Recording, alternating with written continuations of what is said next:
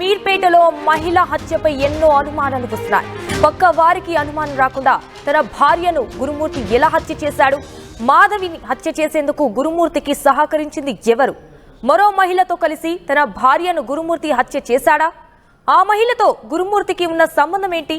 ఆమె ఫోటోలను తన ఫోన్లో అతడు ఎందుకు సేవ్ చేసుకున్నాడు? గురుమూర్తి బంధువుల్లో ఎవరైనా ఈ హత్య సహకరించారా, లేక స్నేహితులతో కలిసి మాధవిని హత్య చేశాడా? ఓ మనిషిని హత్య చేసి ముక్కలుగా చేయడం ఒక్కడికి సాధ్యమైందా? హైదరాబాద్ మీర్పేటలో 10 రోజుల క్రితం జరిగిన హత్యలో ఇంకా మిస్టరీ వీడటం లేదు. భర్త గురుమూర్తే తన భార్య మాధవిని హత్య చేశాడని పోలీసులు ప్రాథమికంగా నిర్ధారణకు వచ్చినా అందుకు తగిన ఆధారాలు మాత్రం క్లియర్ గా దొరకడం లేదు. ఇందులో భాగంగానే అనేక కోణాల్లో దర్యాప్తు జరుపుతున్నారు. మాధవిని హత్య చేసేందుకు గురుమూర్తికి ఇంకా ఎవరైనా సహకరించారా అనే కోణంలో కూడా దర్యాప్తు చేస్తున్నారు. అయితే గురుమూర్తికి మరొక మహిళతో సంబంధం ఉందనే ఆరోపణలు ఉన్నాయి. అయితే ఆ మహిళ కూడా సహకరించిందా అనే కోణంలో కూడా విచారణ చేస్తున్నారు. దీంతో పాటు బంధువులు కూడా, ఇటు మిత్రులు కూడా ఎవరైనా సహకరించారా అనే కోణంలో కూడా దర్యాప్తు చేస్తున్నారు.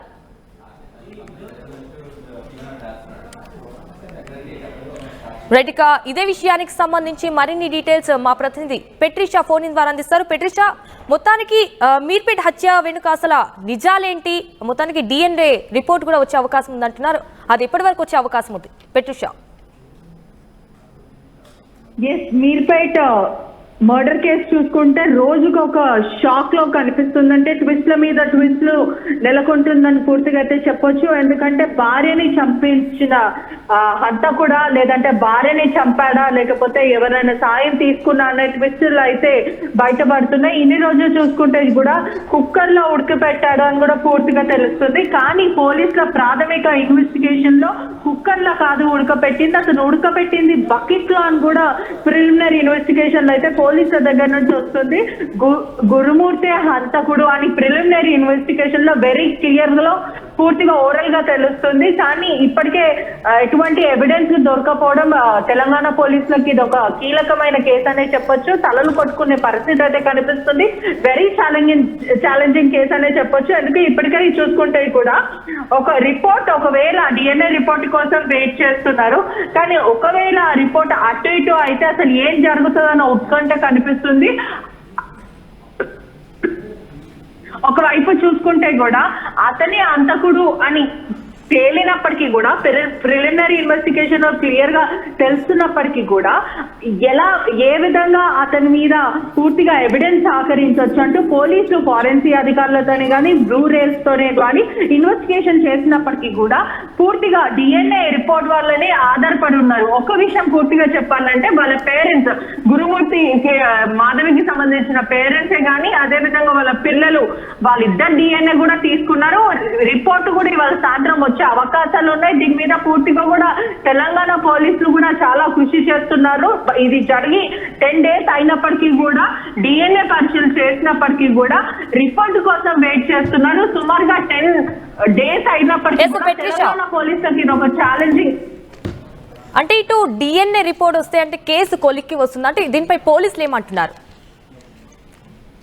పోలీసులు ఇప్పటికే చూసుకుంటే కూడా డే 1 నుంచి కూడా వాళ్ళు చాలా క్లియర్ గా చెప్తున్నారు, ఇటువంటి కేసు మేము ఎన్నడూ చూడలేము, మా 30 years ఎక్స్పీరియన్స్ ఉంది అంటూ ఫారెన్సిక్ అధికారులు కూడా క్లూస్ టీమ్స్ కూడా అదే చెప్తున్నారు. ఎందుకంటే చాలా కీలకమైన కేసు ఇదనే చెప్తున్నారు. ఎందుకంటే పూర్తిగా చూసుకుంటే కూడా ఇటువంటి కేసు ఎప్పుడు చూడలేదు. సాధారణంగా హత్యలు జరుగుతాయి, ఏదంటే పాతి పెడుతూ ఉంటారు, లేకపోతే ముక్కలు చేస్తుంటారు. కానీ ఇలా దొరకకుండా, పక్క వాళ్ళకి అనుమానం రాకుండా సొంత భార్యని 13 సంవత్సరాలు కలిసి జీవించి అమ్మాయిని అతి దారుణంగా హత్య చేశారంటూ పోలీసులు ఇప్పటికే చెప్పిన పరిస్థితి అయితే కనిపిస్తుంది. కేవలం మరో మహిళ మీద మోజుతోని ఆల్రెడీ 3 years బ్యాక్ ఊరికి వెళ్లారు. ఆ తర్వాత ఊరికి వెళ్ళిన సమయంలో మరో యువతితోని ప్రేమాయం నడిపించారు. ఆ తర్వాత మాధవి కుటుంబ సభ్యులు కూడా ఈ విషయం తెలుసుకొని అతని దేహశుద్ధి చేశారు. ఆ తర్వాత కూడా పూర్తిగా చెప్పాలంటే మరి ఇటువంటివి చేయొద్దు, కలిసి ఉండండి, ఇంత పెద్ద గొడవలు చేసుకోకండి అంటే బుజ్జగించి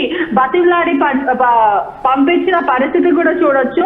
పలుమారు కూడా కుటుంబ సభ్యులు చాలా క్లియర్ గా చెప్పారు, జాగ్రత్తగా ఉండండి, ఇద్దరు కలిసి ఉండండి, ఇలా గొడవలు పడకండి అని చెప్పినప్పటికీ కూడా కేవలం మరో ఆడ ఆమెతోని పూర్తిగా ఇల్లీగల్ ఎఫైర్ పెట్టుకొని ఆ తర్వాత భార్యని వేధింపులకి గురి చేశారు, పలుమార్లు కొట్టాడు అంటూ కుటుంబ సభ్యులు కూడా చెప్తున్నారు. దీని వెనకాల పెద్ద కుట్ర ఉంది అంటూ పోలీసులు అయితే అనుమానిస్తున్నారు. కేవలం DNA రిపోర్ట్.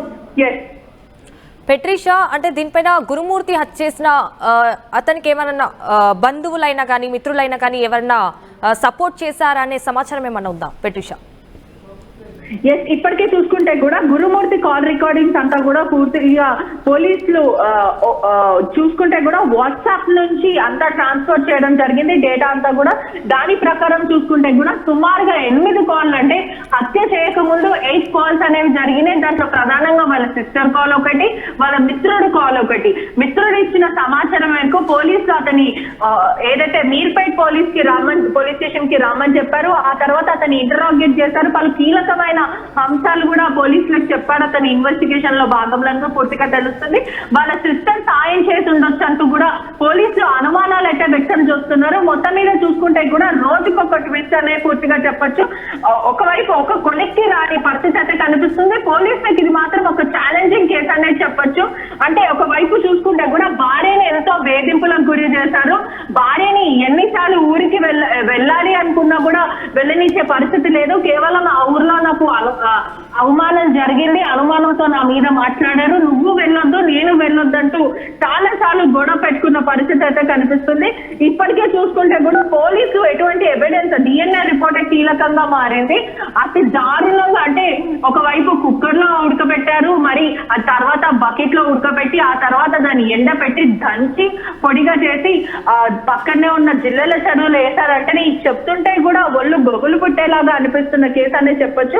దీని ప్రకారం చూస్తుంటే కూడా ఇది బాడీ అంతా కూడా మాధవినే అని నిరూపించడానికి పోలీసులు శతవిధాలంగా ప్రయత్నిస్తున్నారు. ఏదైనా సరే బాడీ టిష్యూ దొరికిందని చెప్తున్నారు పోలీసులు. అదే విధంగా హెయిర్ శాంపిల్స్, ఏవైతే బాడీకి సంబంధించిన హెయిర్ శాంపిల్స్, ఇవన్నీ కూడా DNA రిపోర్ట్ కూడా కీలకంగా మారిపోతుంది. ఒకవైపు చూసుకుంటే కూడా ఫారెన్సిక్ ల్యాబ్ కి పంపించారు, అవి మనిషివే అంటూ సైంటిఫికల్ గా నిరూపించే ప్రయత్నం చేస్తున్నారు. వెంకట మాధవి బాడీ టిష్యూస్ అయితే దొరికాయి. మరోవైపు తల్లిదండ్రుల ఇద్దరి DNA శాంపిల్స్ అయితే తీసుకొని విచారిస్తున్నారు. మరోవైపు ఒకవైపు చూసుకుంటే కూడా ఇంటర్నేషనల్ నుంచి కూడా నిపుణులు వచ్చారు. అంటే ఎంత పెద్ద మర్డర్ కేసు అనేది చెప్పొచ్చు, చాలా సెన్సేషనల్ అయిన మర్డర్ కేసు. ఫారెన్సిక్ అధికారులు కూడా వచ్చారు. ఆ తర్వాత IR ఇంటెలిజెన్స్ ద్వారా, అదే విధంగా బ్లూ రేస్ ద్వారా బ్లడ్ స్టెయిన్స్ కానీ క్రైమ్ ఆఫ్ ది సీన్ ఎక్కడైతే జరిగిందో అవంతా కూడా సేకరించారు.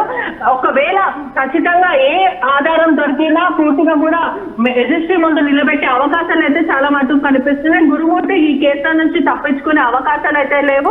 ఒకవైపు DNA శాంపుల్ తో ద్వారా పిల్లలది మరియు వాళ్ళ ఫ్యామిలీది ఒకటే హెయిర్, భార్య ఇదంతా కూడా ఒకటే హెయిర్ అని తెలిస్తే గురుమూర్తి తప్పించుకునే అవకాశాలు వస్తలేదు.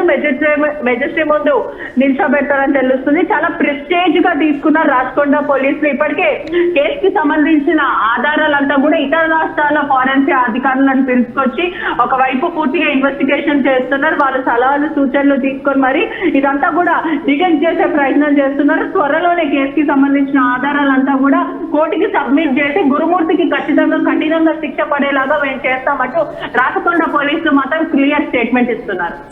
Right పెట్రిషా, thank you for the updates. Hyderabad Meerpet హత్య కేసులో రోజుకో కొత్త సంగతి బయటపడుతోంది. కుక్కర్ ఉడికించి భార్య శవాన్ని మాయం చేసినట్టు పోలీసులకు చెప్పిన గురుమూర్తి శవాన్ని మాయం చేయడానికి యాసిడ్లను వినియోగించినట్టు కూడా గుట్టు విప్పాడు. శవం మొత్తాన్ని కుక్కర్లో ఉడికించడం ఎలా సాధ్యమనే సందేహాలు వచ్చినా అసలు రహస్య విచారణలో వెలుగు చూసింది.